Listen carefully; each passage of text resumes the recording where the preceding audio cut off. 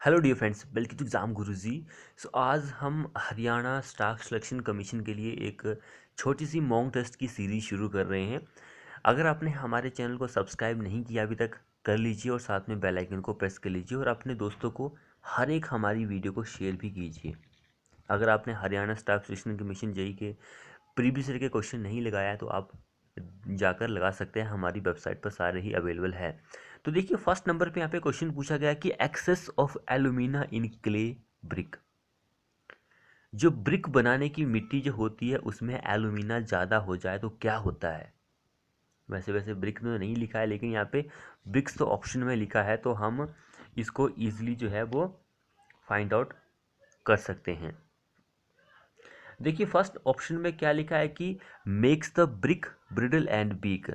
अगर हमारा जो सिलिका होता है वो ज़्यादा हो जाएगा तो हमें ये फर्स्ट ऑप्शन वाला देखने को मिलता है। सिलिका जो होता है ये 50 से 60% हमारी मिट्टी में देखने को मिलता है। अगर जो सिलिका होता है ये क्या क्या क्या कर सकता है, prevent cracking, shrinkage and warping जो होती है उसको ये रोकता है। एंड सिलिका जो होता है हमें यूनिफॉर्म शेप भी देता है। शेप जो देता है यूनिफॉर्म, ये सिलिका ही हमें देता है। अब ऑप्शन सेकंड में जो दिया गया है, makes the big crack and warp on drying, तो ये आंसर होगा एल्यूमिना के लिए। हमारा आंसर होगा एल्यूमिना जो होता है ये 20 से 30% हमारी ब्रिक्स में हमें देखने को मिलता है। एंड ये हमें प्लास्टिसिटी देता है। प्लास्टिसिटी से हमारा ये मीनिंग है कि हम भाई किसी भी शेप में हमारी ब्रिक जो होती है उसको मोल्ड कर सकते हैं। सो ऑप्शन सेकंड हमारा आंसर हो जाएगा। अगर हम यहाँ पे थर्ड ऑप्शन की बात करेंगे तो थर्ड ऑप्शन जो बोल रहा है कि colour change colour of bricks from red to yellow, ये हमें देता है मैग्नीशिया की वजह से। मैग्नीशिया जो होता है उसकी वजह से हमें येलो टिंट कलर देखने को मिलता है। And also decrease shrinkage, also decrease shrinkage by magnesia. Red colour तो आपको पता है कि आयरन ऑक्साइड ही देता है, लेकिन येलो टिंट जो देता है वो मैग्नीशिया देता है। ऑप्शन थर्ड वाला मैग्नीशिया के लिए हो जाएगा। तो सेकंड हमारा इस क्वेश्चन के लिए आंसर बन जाएगा। अगला क्वेश्चन देखिए, यहाँ पर हमारे पास क्या पूछा गया है, when the angular and linear measurement are equally precise in traversing, the balancing of traverse is done by। बोल रहा है कि when the angular and linear measurement are equally precise, the balancing of traverse is done by। तो उसके लिए Bowditch rule जो होता है ये आंसर होगा। बाउडिच रूल जो होता है ये आप यूज करते हैं व्हेन लेंथ एंड वेयरिंग जो दोनों जो होती है वो इक्वली प्रीसाइज होती है।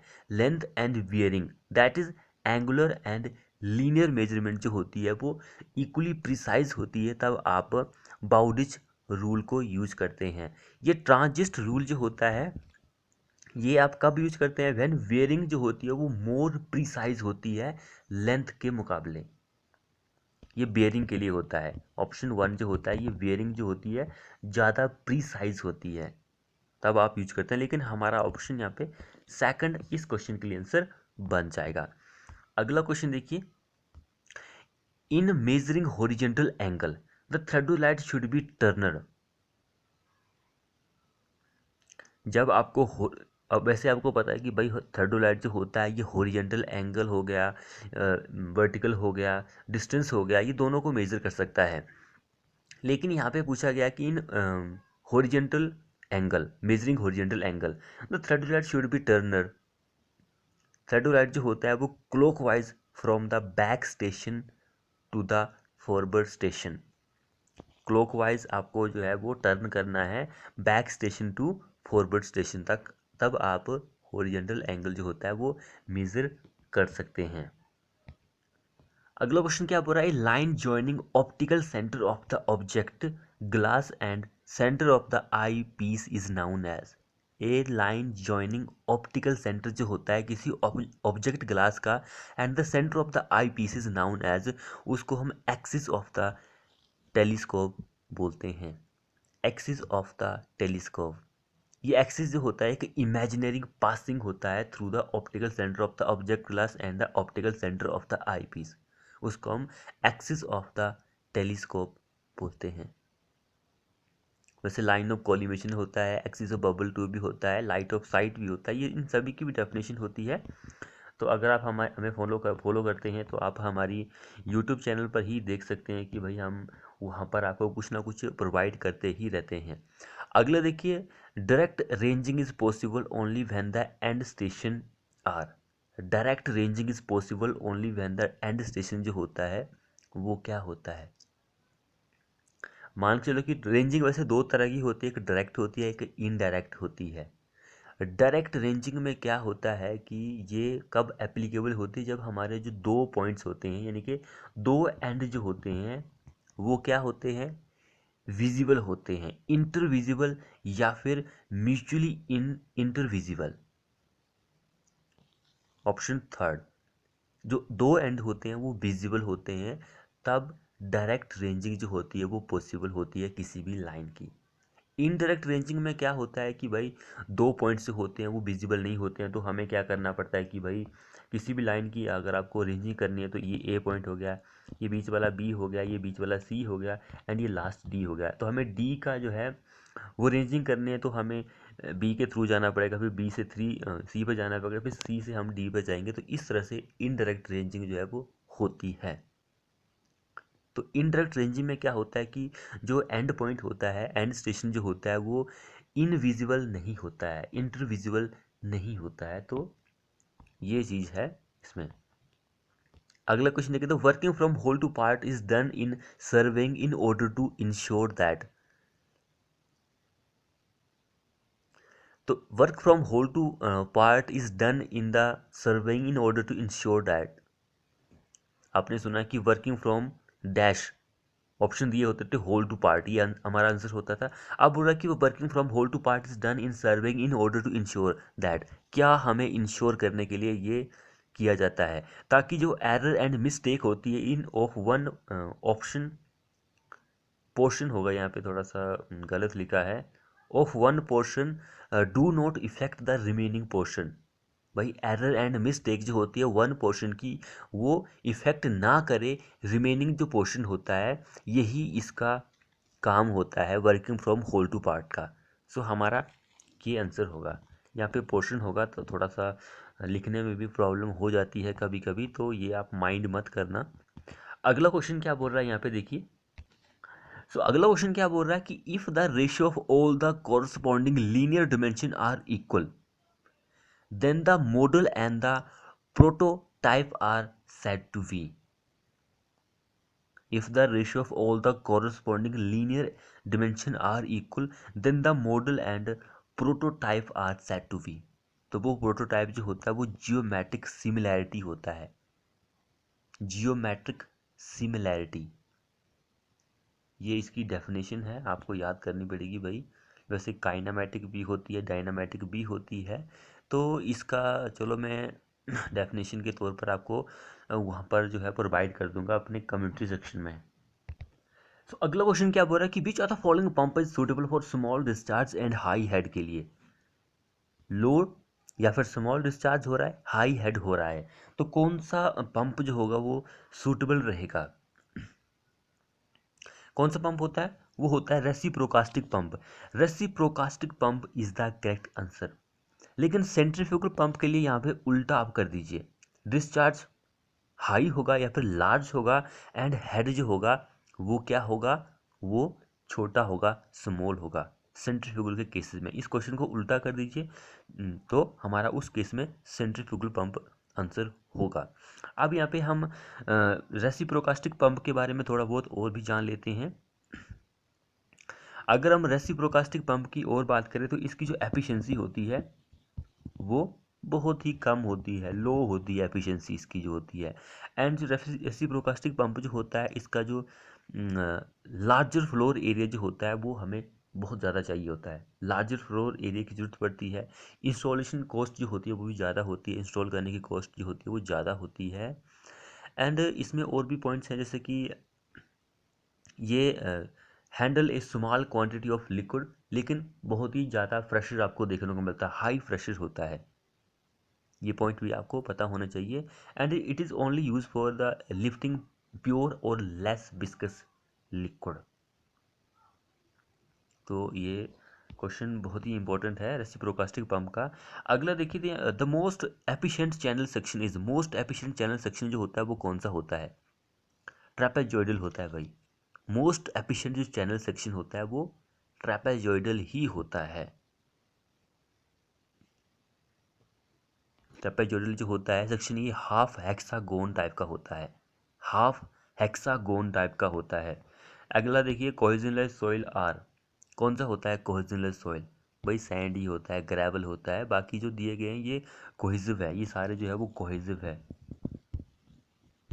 Cohesive soil. कोहेसिव सॉइल के जैसे कि यहाँ पे सिल्ट, सैंडी क्ले भी होता है, वैसे यहाँ पे तो नहीं दिया गया है, लेकिन ऑर्गेनिक क्ले भी होता है। तो दो तरह के ही होते हैं भाई, एक कोहेसिव होता है, एक कोहेजनलेस होते हैं। अगला देखिए यहाँ पे, the thicker part of the flat slab over its supporting column is known as, common चीज़ है, कई बार हम एसएससी जेई में डिस्कस कर चुके हैं, उसको ड्रॉप पैनल ही हम बोलते हैं, थिकर पार्ट जो होता है। अगला क्वेश्चन देखिए, allowable bearing pressure for a foundation depends upon, allowable bearing pressure for foundation depends upon settlement and ultimate bearing capacity. Bearing pressure जो होता है फाउंडेशन का, वो किस पर डिपेंड करेगा भाई? हमारी बेयरिंग कैपेसिटी कैसी है एंड जो सेटलमेंट है वो कैसी है, दोनों पर ही डिपेंड करेगा। यहाँ पे दोनों ऑप्शन अलग अलग से दिए गए, लेकिन थर्ड में यहाँ पे दोनों पर ही दिया है। अगला देखिए, in a riveted connection a minimum distance of the rivet from the edge is kept with a view to preventing failure due to, failure जो होता है वो टीयरिंग फेलियर होता है। यहाँ पे टीयरिंग तो नहीं दिया गया है, फियरिंग दिया है, तो ये हम इसको टीयरिंग ही मान के चलते हैं कि भाई ये टीयरिंग ही दिया है। Tearing failure, prevent failure due to tearing, tearing of plate, ये होगा आंसर।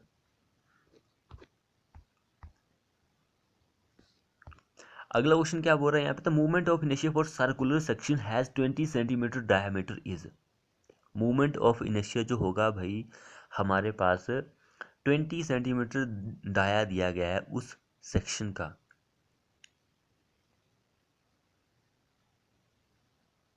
भाई एक होता है movement of inertia for circular section, एक होता है polar movement, polar movement of inertia.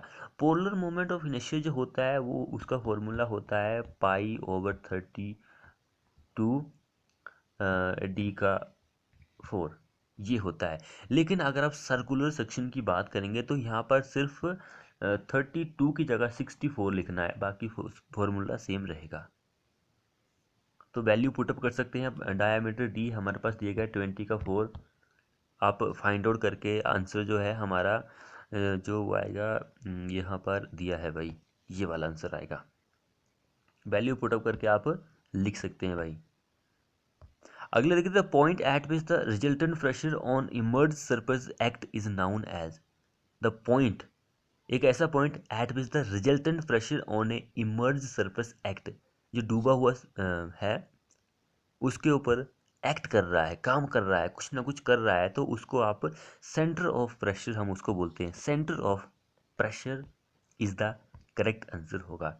अगला क्वेश्चन देखिए, piezometric head is the sum of, piezometric head is the sum of pressure head and datum head.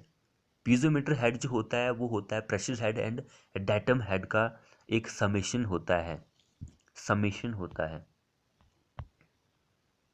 Next में देखिए, the method of traversing in surveying is, method of traversing in surveying is,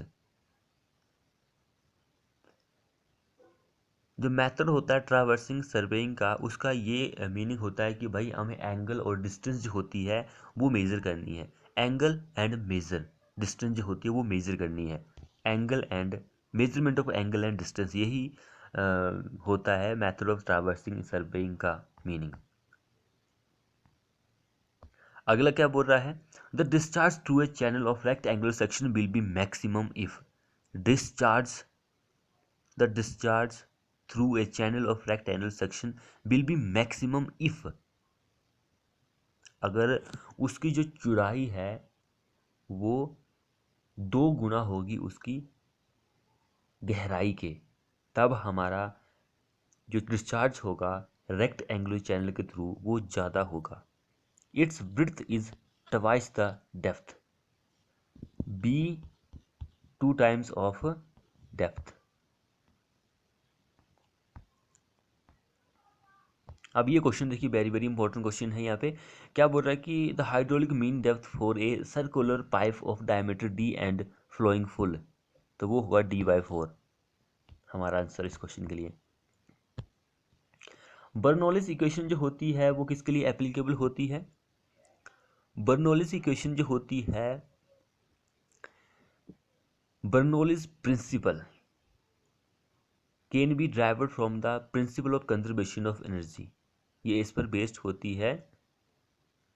and ये primarily operates on the orifice meter, pitot tubes, venturimeter, all option are correct. इस option में सारा answer होगा जाएगा भाई। ये इन सभी के लिए अप्लाई की जाती है बर्नौलीज इक्वेशन जो होती है। अगला देखिए, the pressure measure with the help of piezometer tube is in, जो प्रेशर मेजर किया जाता है पीजोमीटर ट्यूब में वो होता है हेड ऑफ लिक्विड। वैसे तो भाई पीजोमीटर जो होती है एक सिंपलेस्ट फॉर्म होती है मैनोमीटर की, जो कि गेज प्रेशर को मेजर करती है, लेकिन यहाँ पे गेज प्रेशर वगैरह नहीं दिया गया है, तो it measure the pressure in the form of the head या फिर height of the liquid column. तो head of the liquid, height of the liquid, तो यही हमारा इस क्वेश्चन का आंसर हो जाएगा। वैसे गेज प्रेशर को ही मेजर करती है, लेकिन वो बात अलग है, लेकिन ऑप्शन में नहीं है, तो ये हमारा डेफिनेशन में हमने इसको सॉल्व कर लिया। अगला क्या बोल रहा था, weight per unit volume of liquid at standard temperature and pressure is called, वही वेट ही है। ये थोड़ा सा स्पेलिंग जो होती है वो कई बार लिखने में थोड़ी सी प्रॉब्लम हो जाती है, जैसे कि देखिए पर है लेकिन पैक है, तो क्या करें, हो जाती है। तो weight per unit volume of liquid at the standard temperature and pressure, उसको हम स्पेसिफिक वेट बोलते हैं। Specific weight is the correct answer होगा। अगला क्या बोल रहा है कि अकॉर्डिंग टू अनबिन formula the relationship between the diameter of rivet hole D and thickness of plate T is given by. अब यहाँ पे कई स्टूडेंट ऐसे हैं जो कि इसको आंसर लगा देंगे, लेकिन ये आंसर भाई गलत है। क्यों? जो अनविन का फॉर्मूला है उसके अकॉर्डिंग नॉमिनल डायमीटर जो होता है रिवेट का, वो 2 तरीके से फाइंड आउट किया जाता है, एक mm में, एक सेंटीमीटर में। अगर आपका जो आंसर है वो mm में है तो आप 6√t को यूज करेंगे। अगर आपका सेंटीमीटर में है तो 1.9√t को आप फाइंड आउट करेंगे। वैसे 6.04 होता है कई जगह मैंने देखा है, तो कंफ्यूज मत होना जिन्होंने 6.04 देखा है या फिर जिन्होंने 6√t देखा है, तो एक ही बात है। 0.04 का कुछ मीनिंग नहीं है। वैसे कई जगह पड़ता है लेकिन कई जगह होता नहीं है। तो सेंटीमीटर एंड मिलीमीटर ये है, बाकी कुछ और नहीं है। तो यहाँ पे मैंने जानबूझकर दोनों ही ऑप्शन दिए हैं। सो यहाँ पर हमारा आंसर यही हम मान के चलते हैं कि क्योंकि 1.9 तो नहीं है, 2 है वैसे, तो ये गलत होगा। तो 6√t होगा हमारा आंसर इस क्वेश्चन के लिए। अगला क्या बोल रहा है कि when a shaft is subjected to twisting movement every cross section of the shaft will be under, तो शेयर स्ट्रेस हमारा आंसर होगा इस क्वेश्चन के लिए। अगला देखिए, the shear force of a cantilever beam of length carrying a uniformly distributed load of W per unit length is 0।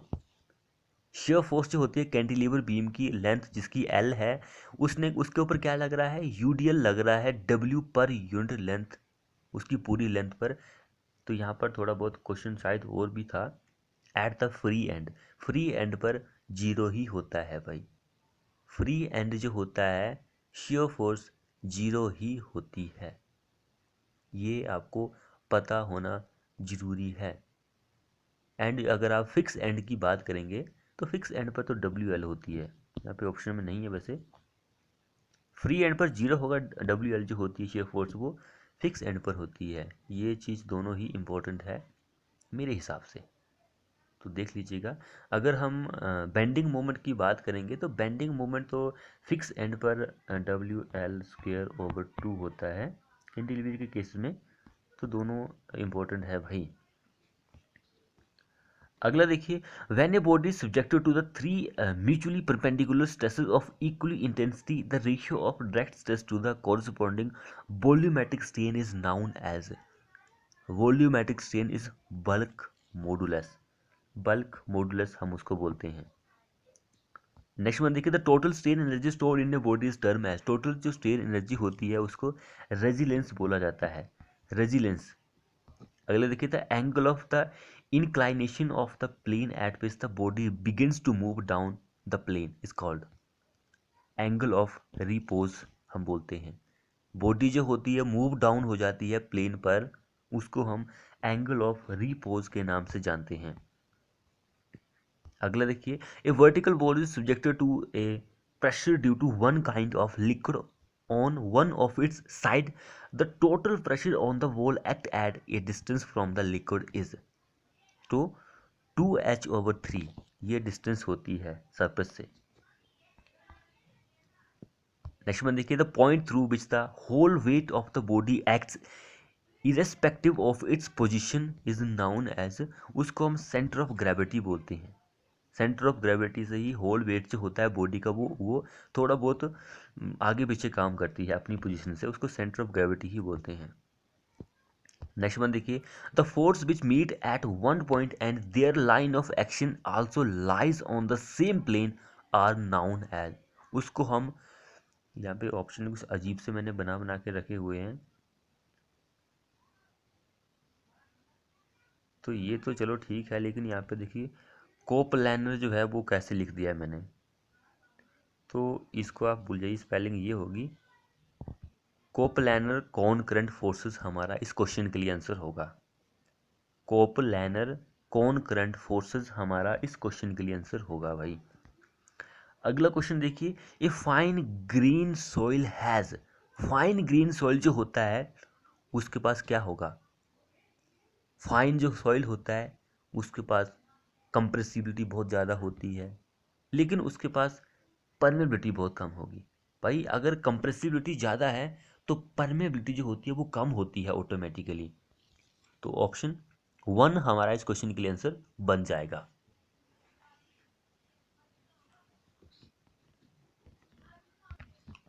अगला देखिए यहाँ पे, which one of the following pair is not correctly matched, सही तरह से मैच नहीं हो रहा है वो हमें बताना है। वन में देखिए, water losses is equal to evaporation, evaporation एक is one of the cause of water losses, evaporation से क्या होता है कि पानी का लॉसेस होता है, बिल्कुल सही बात है। रन ऑफ, रन ऑफ जो होता है is the quantity of water that discharge in surface stream, discharge जो हो रहा है वो स्ट्रीम फ्लो में हो रहा है, बिल्कुल सही बात है। परकोलेशन सॉइल इरोजन, ये गलत है भाई, क्योंकि percolation is the downward movement of soil, downward movement of soil, इसको हम आल्सो नाउन बोलते हैं इनफिल्ट्रेशन ऑफ सॉइल, यानी कि परकोलेशन को आप इनफिल्ट्रेशन बोल सकते हैं सॉइल की, इनफिल्ट्रेशन ऑफ सॉइल, तो ये गलत है, यही हमारा इस क्वेश्चन में आंसर हो जाएगा। स्टॉर्म, स्टॉर्म वाटर आपको पता है कि बारिश का जो पानी होता है उसको स्टॉर्म वाटर में बोला जाता है, तो प्रिसिपिटेशन, बिल्कुल सही बात है। स्टॉर्म प्रिसिपिटेशन से क्या होता है कि बारिश होती है, तो ये बिल्कुल सही आंसर है। अगला क्वेश्चन देखिए, the maximum area of tension reinforcement in beam shall not exceed 4%, भाई मिनिमम जो होता है कॉमन चीज़ है सभी को पता है, लेकिन भाई हम आपको सीरीज क्वेश्चन लेके आए हैं एक मॉक टेस्ट की, तो बताना ज़रूरी होता है वैसे, तो चलो लिख लीजिए 0.85, जिसको नहीं पता है BD/FY, ये होता है मिनिमम बीम के लिए भाई। अगला क्या बोल रहा है कि गेज प्रेशर जो होता है वो absolute pressure minus atmospheric pressure होता है। तो भाई लिखने में बहुत ज़्यादा गलतियां हो गई हैं, इसके लिए sorry. Absolute pressure minus atmospheric pressure, यहाँ पे माइनस लगा लीजिए बीच में। अगला क्वेश्चन क्या बोल रहा है कि if the gravitational acceleration at any place is double the weight of body will be. Gravitational acceleration जो है एनी प्लेस पर वो डबल कर रहे हैं, तो वो भी डबल हो जाएगा। वेट जो होता है बॉडी का वो भी डबल ही हो जाएगा, क्योंकि जो वेट होता है बॉडी का is defined as the force acting on the body due to gravity. अगला क्वेश्चन देखिए, gauge width of the standard gauge is.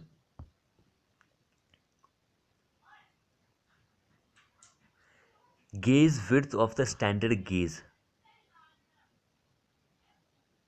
वैसे कई तरह के गेज होते हैं, नैरो गेज होता है, मीटर गेज होता है, स्टैंडर्ड गेज होता है, ब्रॉड गेज होता है। तो स्टैंडर्ड गेज की हम लिख लेते हैं। वैसे स्टैंडर्ड गेज की जो होती है वो 1.435 मीटर होती है, लेकिन यहाँ पे तो नहीं दिया है। चलो इसको आंसर मान लेते हैं। वैसे नन ऑफ द अबव होना चाहिए। वैसे मेरे हिसाब से ये क्वेश्चन जो है ब्रॉड गेज के लिए पूछा जाना चाहिए, क्योंकि ब्रॉड गेज के लिए बिल्कुल सही आंसर यहाँ पे दिया गया है। 1.676 होता है यहाँ पर। तो मीटर गेज के लिए तो 1 मीटर ही होता है। नैरो गेज के लिए 762 mm या फिर 0.76 होता है मीटर में। अगला क्वेश्चन देखिए, hardening of lime under water is due to. Hard जो पानी लाइम होता है पानी के अंदर, वो होता है एलुमिना की वजह से। एलुमिना की वजह से। वैसे यहाँ पे आंसर जो है कैल्शियम सिलिकेट होता, वो भी आंसर हो जाता। Calcium silicate and calcium aluminate यानी कि एलुमिना, इन दोनों की वजह से ही हार्ड सब्सटेंस बनता है, जिससे हमें बहुत ज़्यादा स्ट्रेंथ जो है वो देखने को मिलती है। अगला देखिए यहाँ पर, in chain surveying tie lines are primarily provided. भाई टाई लाइन से क्वेश्चन जो है बहुत बार पूछा गया है, तो हमें यहाँ पे लेना बहुत ही ज़रूरी बन जाता है। तो टाई लाइन जो होता है इसका आंसर क्या होगा, avoid the long offset from the chain line. इसके लिए टाई लाइन जो होती है प्रोवाइड की जाती है। लॉन्ग ऑफसेट जो होता है उसको अवॉइड करने के लिए टाई लाइन जो होती है वो प्रोवाइड की जाती है। वैसे ये जो होती है स्टेशन को जोड़ने के लिए भी यूज की जाती है टाई लाइन जो होती है। ये हमें आपको SSC sorry Haryana staff selection commission के जेई में जो हम प्रीवियस ईयर के क्वेश्चन कर रहे थे, तो वहाँ पर हमने नहीं बताया था ये वाला पॉइंट, तो यहाँ पर चलो कवर हो गया। बाकी जितने भी पॉइंट मैंने आपको बताया उनको भी आप लिख लीजिएगा। अगला देखिए, the load factor is defined as the ratio of. Load factor जो होता है उसको आप डिफाइन कर सकते हैं as the ratio of. Load factor जो होता है वो हमेशा एक से कम ही होता है, ये पॉइंट आप याद कर लीजिए। लोड फैक्टर हमेशा एक से कम होगा, क्योंकि average load is smaller than the maximum demand. Average load जो होता है वो कम होता है मैक्सिमम डिमांड से, इसलिए लोड फैक्टर हमेशा 1 से कम ही होगा। तो हमारा इस क्वेश्चन में आंसर क्या होगा, average load to the maximum load. Option 1 हमारा इस क्वेश्चन के लिए आंसर बन जाएगा। नेक्स्ट में देखिए, which of the following scale is largest one. Largest कौन सा स्केल होगा, यहाँ पे 4 ऑप्शन दिए गए हैं हमारे पास, कौन सा बड़ा स्केल है। सो जो स्केल होता है ये इसको आप डिफाइन कर सकते हैं कि भाई distance on map and distance on ground, उसको आप आर एफ से डिनोट कर सकते हैं। यहाँ पर जब भी लार्जेस्ट की बात आती है, जिसका आर एफ सबसे छोटा होगा वही हमारा लार्जेस्ट होता है, एंड जिसका आर एफ जितना बड़ा होगा उसको हम स्मॉलेस्ट स्केल बोलेंगे। तो लार्जेस्ट पूछा गया, आर एफ किसका सबसे छोटा है वो हमें यहाँ पे बताना है। सो यहाँ पर हमारा आंसर ये वाला हो जाएगा। आप इसको कर सकते हैं।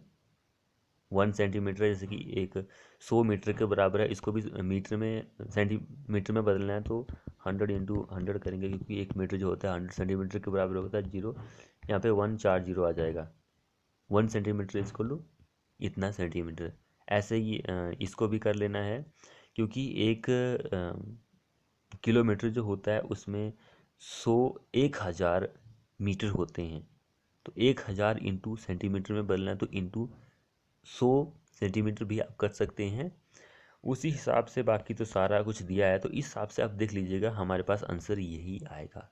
Largest scale is the one, this one is the largest one.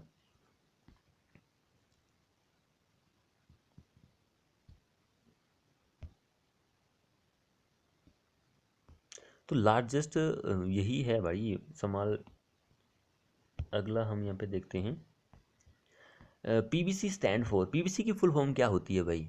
Polyvinyl chloride. कहाँ पे दिया गया? ये वाला दिया गया। Polyvinyl chloride is the full form of PVC and इसको यूज किया जाता है थर्मोप्लास्टिक में। मैंने आपको थर्मोप्लास्टिक थर्मो सेटिंग के बारे में बताया कि भाई किसमें आप पुराना जो सामान होता है उसको रिन्यू करके दोबारा से मार्केट में बेच कर सकते हैं। ये कमेंट बॉक्स में मुझे बताइए भाई, क्योंकि मैंने आपको बताया इसी सीरीज़ में, प्रीवियस ईयर की सीरीज में बताया है हरियाणा के, वो भी इम्पोर्टेंट है। अगला देखिए, जिप्सम कंसिस्ट ऑफ, जिप्सम जो होता है वो होता है CaSO4 एंड H2O, ये वाला। जिप्सम जो होता है कैल्शियम सल्फेट भी आप इसको बोलते हैं। ये सीमेंट में डाला जाता है ताकि जो सेटिंग टाइम होता है उसको स्लो डाउन किया जा सके।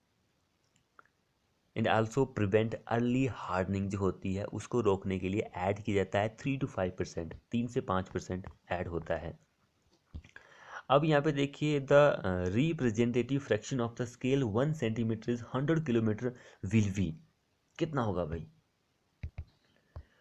तो जब भी आपको RF लिखने को बोलेगा, जैसे कि हर एक वैल्यू जो होती है वो सेंटीमीटर में आपको बदलनी होती है, तो 1 सेंटीमीटर इज इक्वल टू, ये किलोमीटर में है तो इसको भी सेंटीमीटर में कन्वर्ट करना है, तो 100 किलोमीटर इंटू 1 मीटर जो होता है, सॉरी 1 किलोमीटर जो होता है वो 1000 मीटर के बराबर होता है। अब 1 मीटर जो होता है वो 100 सेंटीमीटर के बराबर होता है। तो इज इक्वल टू 1 से 1 आ गया, 2 5 3 2 7 7 जीरो। तो 7 जीरो किस में दी गई है यहाँ पर? यहाँ पे तो 4 ही है, यहाँ पे 2 हैं, 2 4 5 हैं, 2 4 6 1 7, ये वाला आंसर हमारा हो जाएगा। RF जो होता है it is the ratio of distance on map या फिर पेपर पर एंड डिस्टेंस ऑन ग्राउंड पर, उसको आप RF बोलते हैं। ये चीज़ आप देख लीजिए भाई। अगला क्वेश्चन देखिए, the most important geometrical form of truss is, most important geometrical form जो होती है वो ट्राइंगल होती है भाई, ट्राइंगल ही होती है, ट्राइंगल ट्रस होती है। अगला देखिए, plane cement concrete is strong in taking, PCC वो कंप्रेशन में स्ट्रॉन्ग होता है, कंप्रेशन में स्ट्रॉन्ग होता है, लेकिन RCC जो होता है वो दोनों में ही स्ट्रॉन्ग होता है।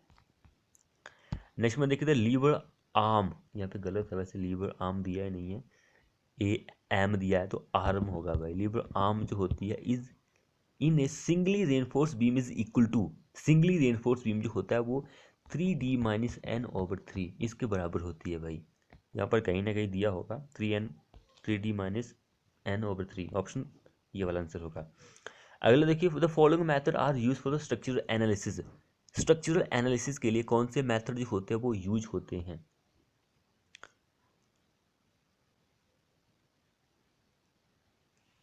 तो वो होता है कॉलम का मेथड होता है, एक होता है केनी मेथड, ये दोनों मेथड यूज होते हैं। वैसे नीचे आंसर भी दिया है लेकिन कोई बात नहीं।